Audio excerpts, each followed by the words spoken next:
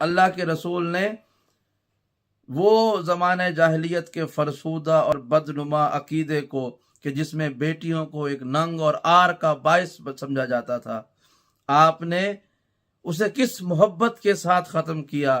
اس طرح کہ آج لوگ بیٹی کے پیدا ہونے کے لیے دعائیں اور منتیں مانتے ہیں۔ فرمایا کہ خوش نصیب ہے وہ ماں کے جو اپنی پہلی اولاد بیٹی پیدا کرتی ہے۔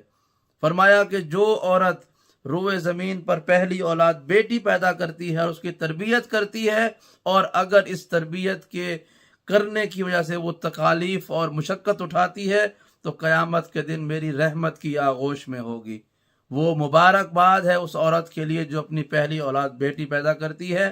تو اگر آپ کے یہاں بیٹیاں ہیں تو انہیں اللہ کے رسول کی رحمت سمجھ کر اللہ کا شکر ادا کیا کریں، قیامت کے دن آپ کے لیے باعث شفاعت ہوں گی۔